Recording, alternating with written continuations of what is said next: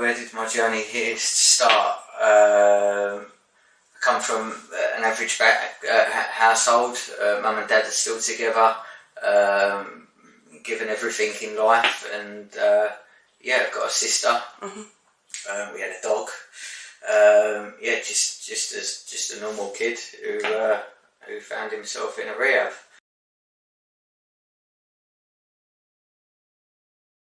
For a few years I knew I had a problem, and I just thought that the problem was just me. I just thought I was a cocaine addict, and thought I could afford to do it and still live, and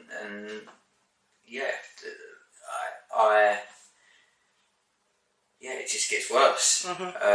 And it's about talking, and I always put this canvas front up that everything was fine, but inside I was dying.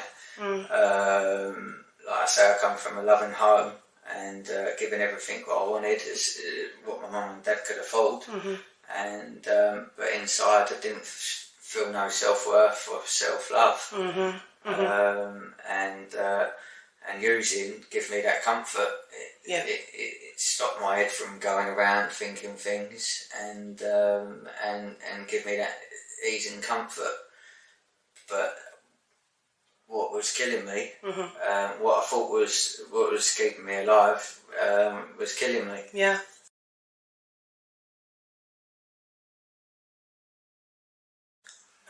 It's tough at the beginning. And it would be just the normal the park stuff, and with a solid skunk, and smoking, and like they say, it leads on to harder stuff, and it did. And I was a strong believer I wouldn't be one of them people, and it'd never get the better of me, but it does. It grabs hold of you, and before you know it, you can't.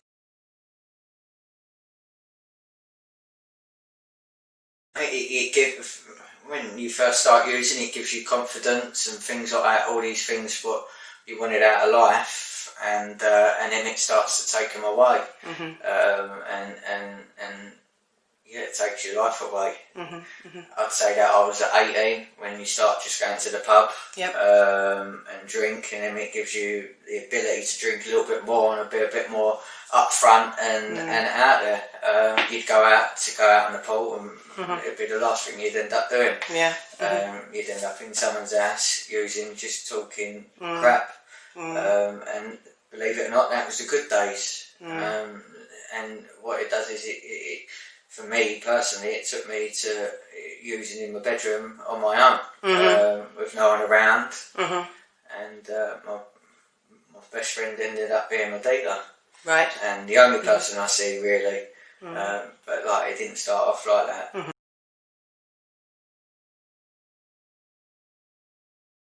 If I was on it, I'd be okay, but my head would be elsewhere. I'd be thinking of getting out of the place. I could never sit still, and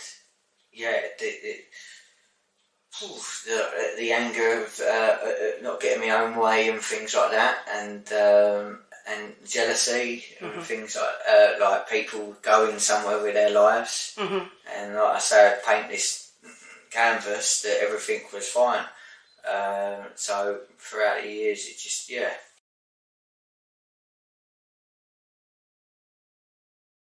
very good at hiding things, and talking to justify and cover up things, and the lies, the manipulation, which I actually thought myself was true. If you used to ask me was I a liar, I'd say no. I would have probably said no. And would I lie to people? No. But the person who I lied to was the most was myself. And the more and more invested into it you get, the more self-worth you lose, and you don't recognise yourself when you look in the mirror.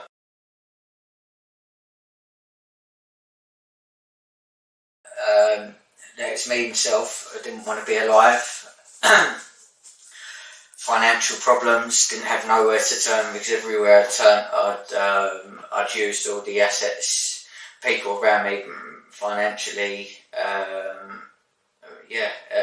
didn't have nowhere to turn apart from turning, to be honest. And before I'd been honest, and to a certain degree, but not completely honest. I'd only let out enough to get what I wanted.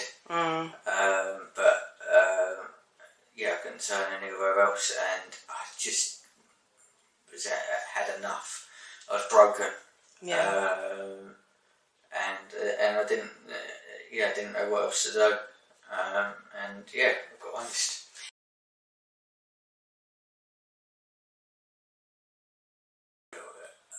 Needed a rehab to go to, and this was the place. This was the place. We looked at other ones, and found that there was a lot of this is a lovely retreat. It's a house, it's a home. You see family, and it's small, so you get the best help. And I believe this is where become alive. Life become colour, and the life I left behind was black and white, basically.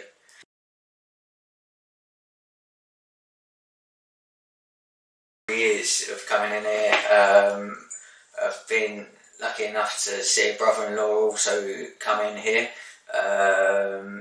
who was the one who I've talked to at the beginning, and basically opened up to, who turned out to be another alcoholic. I've gained a missus who's in recovery too. We have 2 fantastic children. We've built up our own home, paid our own bills.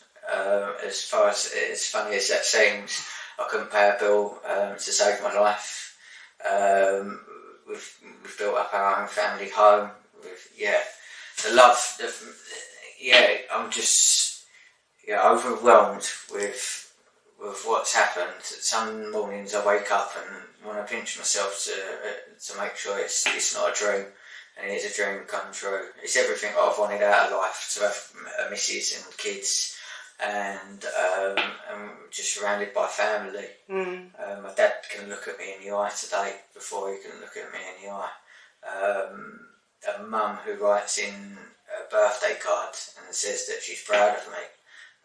Before she'd say she loved me, but she couldn't say she was proud of me. But today she says that she's proud of me.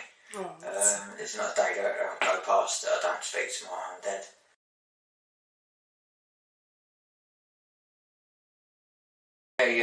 And Dad might not still understand what I suffer with, but it isn't for him to know, it's for me to know and to do something about. I have a sponsor, I have 2 sponsors who I speak to, and I've just been honest throughout the whole of my journey, and I will hopefully, fingers crossed, touch wood, I will still keep being honest, because you have good and bad days. That bad day ain't gonna rule the rest of your life. That's it.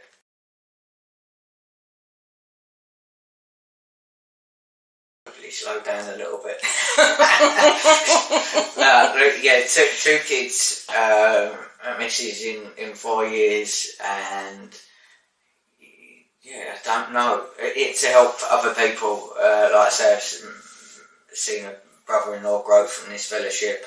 A work colleague who works beside me, him to come into the rooms as well, just to help other people.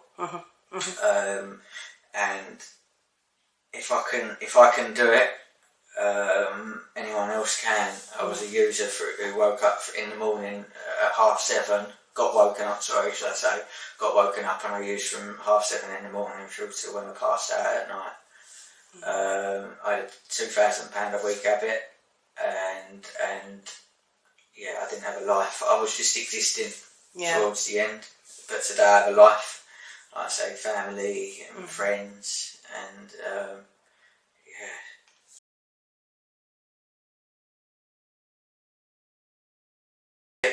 the team helped me by being a family with open arms. Allowing me to come back whenever I want. I haven't been back for a little while, but when I left here, I found myself here every other day, because if I felt safe here, it's my safe haven. And yeah, it's a home. It's a place where I can call home.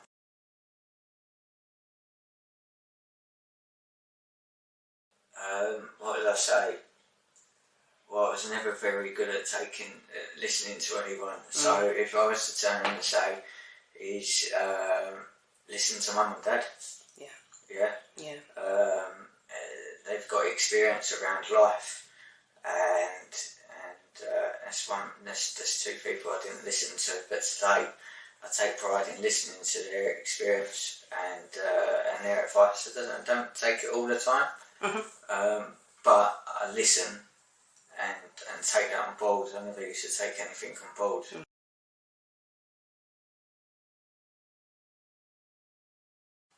If I could say to someone who's scared about, you haven't got nothing to lose.